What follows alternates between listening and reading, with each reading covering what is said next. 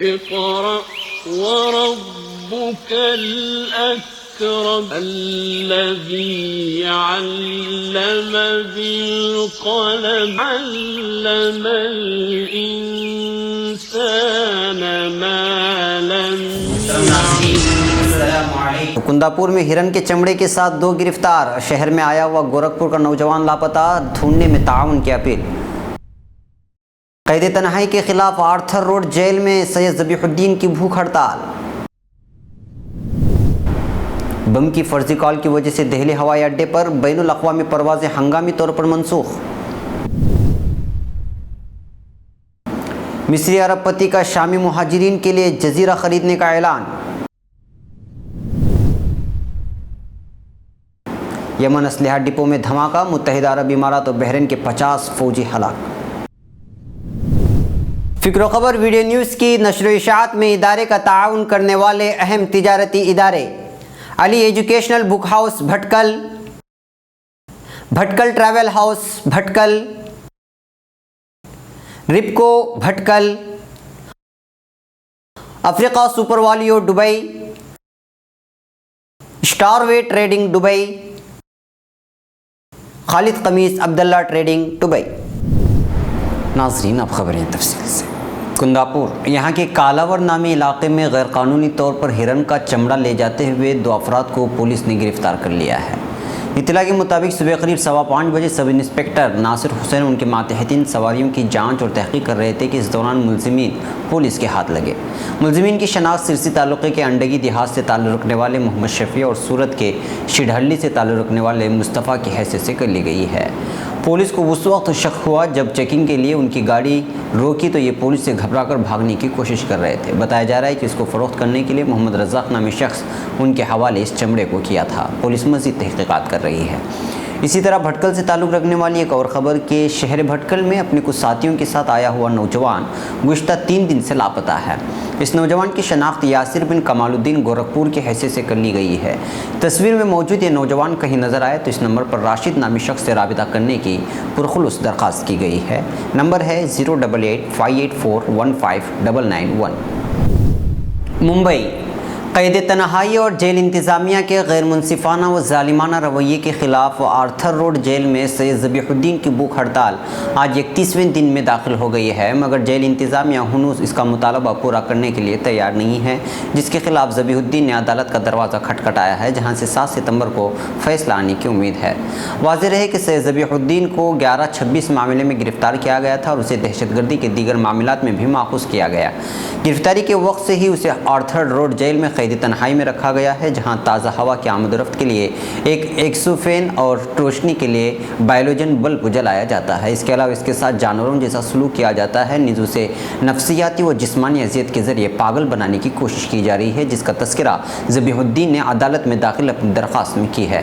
اس سے قبل اس نے ہائی کورٹ میں قید تنہائی اور جیل انتظامیہ کے ظالمانہ رویے کے خلاف درخواست داخل کی تھی، جس پر فیصلہ سناتے ہوئے عدالت نے اسے جیل انتظامیہ کا داخلی معاملہ قرار دیا تھا اور اس کا بیرک تبدیل کرنے کا پورا اختیار جیل انتظامیہ کو دیا تھا، مگر جیل انتظامیہ اس کا بیرک تبدیل کرنے پر آمادہ نہیں ہے. ذبیح الدین کے مقدمے کی قانونی پیروی کرنے والے جمعیت علماء مہاراشٹر کے زیر تحت اب یہ معاملہ ایک بار پھر عدالت کے روبرو ہے اور جس کی سماعت کی تاریخ آئندہ 7 ستمبر کو طے ہے. وکیل دفاع ایڈوکیٹ طہور خان پٹھان کے مطابق سید ذبیح الدین نے اس 31 دنوں میں اناج کا ایک دانہ بھی نہیں کھایا ہے. وہ انتہائی کمزور ہو چکا ہے اور اس کی حالت دن بدن بگڑتی جا رہی ہے. اس کی لڑائی انصاف کی لڑائی ہے اور اسی بنیاد پر ہم نے عدالت میں درخواست داخل کی ہے. دفاع کے مطابق قید تنہائی ایک طرح کی سزا ہے اور یہ سزا عدالت کے دائرے اختیار میں ہے، نہ کہ جیل انتظامیہ کے. اس کے باوجود جیل انتظامیہ سیکورٹی کے نام پر گزشتہ 2 سال سے ذبیح الدین کو اس پنجرے نما بیرک میں رکھے ہوئے ہے، جس میں اسے اس سے قبل اجمل قصاب کو رکھا گیا تھا. جمعیت علماء مہاراشٹر کی لیگل سیل نے اس معاملے کو نہایت سنجیدگی سے لیتے ہوئے 11/26 ممبئی حملے کے کیس دیکھنے والے خصوصی عدالت میں آج ہنگامی طور پر مقدمے کی سماعت کے لیے بورڈ پر لانے کی درخواست داخل کر کے ساری صورتحال کورٹ کے روبرو رکھ دی ہے، جسے کورٹ نے فوری طور پر معاملے کی نزاکت کو دیکھتے ہوئے حکومت مہاراشٹر اور جیل انتظامیہ سے جواب طلب کیا ہے. امید کی جا رہی ہے 7 ستمبر بروز پیر کو اس پر اہم فیصلہ آئے گا. اس معاملے میں جمعیت علماء مہاراشٹر کے صدر مولانا حافظ محمد ندیم صدیقی نے بذات خود حالات کا جائزہ لیتے ہوئے ایڈوکیٹ محمود پراچا، ایڈوکیٹ طہور خان پٹھان کی کوششوں کی ستائش کی اور امید ظاہر کی بہت جلد اس مسئلے کا حل نکالے گا اور سید ذبیح الدین کو انصاف ملے گا. نئی دہلی دہلی کے بین الاقوامی ایئرپورٹ پر سنیچر کو اس وقت سنسنی پھیل گئی جب فرضی بم ٹیلی فون کال کی وجہ سے 2 بین الاقوامی پروازیں رد کر دی گئیں اور تیسری جو اڑنے کے لیے تیار تھی کو ہوائی اڈے کے کونے میں رکھا گیا تاکہ اس کے سامان کی جانچ کی جائے۔ ذرائع کے مطابق سنیچر کے صبح رات کے 1:30 بجے دہلی ہوائی اڈے کی انتظامیہ کو ایک ٹیلی فون کال گڑگاؤں سے ملی جس میں دعویٰ کیا گیا کہ بین الاقوامی پروازوں کے جہازوں میں بم رکھے گئے ہیں۔ انہوں نے کہا کہ یہ بم ہانگ کانگ جانے والے جیٹ طیارے کے علاوہ دیگر کچھ ایئر لائنز کے جہازوں میں بھی رکھا گیا ہے۔ جب یہ فون کال آیا تو اس وقت جب ایئر ویز اور کیتھے پروازیں اڑ چکی تھیں، جب سوئس ایئر لائنز کا جہاز اڑنے کے لیے تیار تھا اور فوراً ہی ایئر ٹریفک کنٹرول کے ذریعے ان دونوں جہازوں کو واپس بلایا گیا جہاں ان کے سامان کی تلاشی لی گئی۔ اس کے ساتھ ہی سوئس ایئر لائنز کے جہاز کے سامان کی بھی پوری جانچ کی گئی تاکہ یقینی بنایا جا سکے کہ اس میں کوئی بم تو نہیں رکھا گیا۔ طیاروں کے مسافروں کو جہاز سے اتارا گیا، انہیں ٹرمینل میں بٹھایا گیا۔ بم کی فرضی کال کی وجہ سے ایئر انڈیا کی کئی پروازوں پر بھی بڑا اثر پڑا۔ لندن ترکی کے ساحل سے ملنے والی شامی بچی کی نعش نے اپنے پرائے سب کو دکھی کر دیا ہے۔ بچے کے سمندر میں منہ کے بل گری نعش کو دیکھ کر مصر کے کروڑ پتی کاروباری شخصیت نجیب ساورس کا دل بھی پسیج گیا، جس کے بعد انہوں نے شامی پناہ گزینوں کی عارضی آبادکاری کے لیے ایک جزیرہ خریدنے کی خواہش کا اظہار کیا ہے۔ العربیہ کے مطابق نجیب ساورس نے اٹلی اور یونان کی حکومتوں سے اپیل کی ہے کہ وہ اپنے ہاں آنے والے شامی پناہ گزینوں کو عارضی قیام کی سہولت مہیا کریں۔ ساتھ ہی انہوں نے دونوں ملکوں کی حکومتوں سے توقع ظاہر کی ہے کہ وہ پناہ گزینوں کی آبادکاری کے لیے ایک جزیرہ مختص کرنے پر اتفاق کریں گے تاکہ شام سے نقل مکانی کرنے والوں کو وہاں پر رہائش مہیا کی جا سکے۔ نجیب ساورس نے گزشتہ روز اپنے ٹویٹر اکاؤنٹ پر لکھا کہ میں شامی پناہ گزینوں کی بہبود کے لیے ایک جزیرہ خریدنے کا خواہش مند ہوں۔ مجھے توقع ہے کہ اٹلی اور یونان کی حکومتیں میری اس خواہش کی تکمیل میں میری مدد کریں گے اور دونوں میں سے کوئی ایک ضرور مجھے ایک جزیرہ فروخت کر دے گا۔ خیال رہے کہ نجیب ساورس کا شمار نہ صرف مصر بلکہ عرب دنیا کی دولت مند شخصیات میں ہوتا ہے۔ ساورس ٹیلی کمیونیکیشن کمپنی اور اس کام کے مالک ہیں۔ اس کے علاوہ مصر میں ان کا آن ٹی وی کے نام سے ایک ٹیلی ویژن چینل بھی ہے۔ انہوں نے مائکرو بلاگنگ ویب سائٹ پر اپنے ٹویٹ میں لکھا کہ ترکی کے ساحل سے ملنے والے ایک پناہ گزین شامی خاندان کے معصوم بچی کی نعش نے میں نے رونگٹے کھڑے کر دیے۔ شامی پناہ گزین موت اور مصیبتوں سے گزر رہے ہیں۔ کوئی باضمیر انسان بچی کی تصویر دیکھنے کے بعد اپنے جذبات پر قابو نہیں رکھ سکتا۔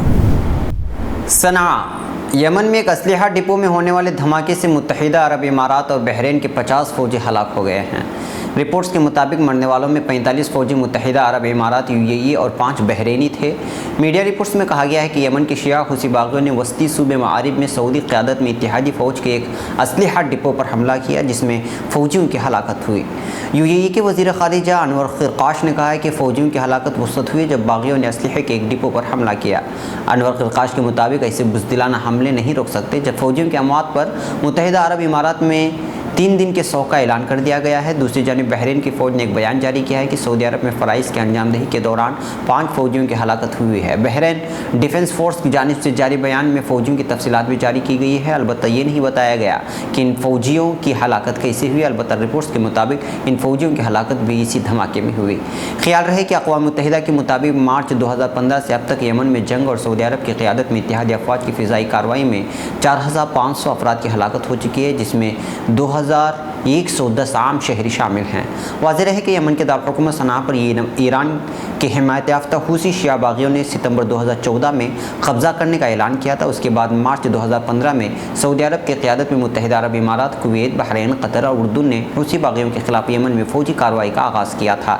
اس کارروائی کا مقصد جلاوطن صدر عبداللہ منصور ہادی کی حکومت کو دوبارہ سے بحال کروانا اور باغیوں کا خاتمہ تھا، مگر تاحال اس میں کامیابی حاصل نہیں ہو سکی ہے۔ ناظرین، یہ تھی فکر و خبر ویڈیو نیوز کی اہم ترین خبریں۔ مزید عالمی، خلیجی، ملکی اور مقامی خبروں کے لیے اسکرین پر دیے جا رہے ہمارے ویب سائٹس تک آنے کی زحمت فرمائیں۔ پھر ملاقات ہوگی۔ والسلام علیکم ورحمۃ اللہ وبرکاتہ۔ فکر و خبر ویڈیو نیوز کی نشر و اشاعت میں ادارے کا تعاون کرنے والے اہم تجارتی ادارے: علی educational book house بھٹکل، بھٹکل travel house بھٹکل، رپکو بھٹکل، افریقہ سپر والیو دبئی، اسٹار وے ٹریڈنگ دبئی، خالد قمیص عبداللہ ٹریڈنگ دبئی۔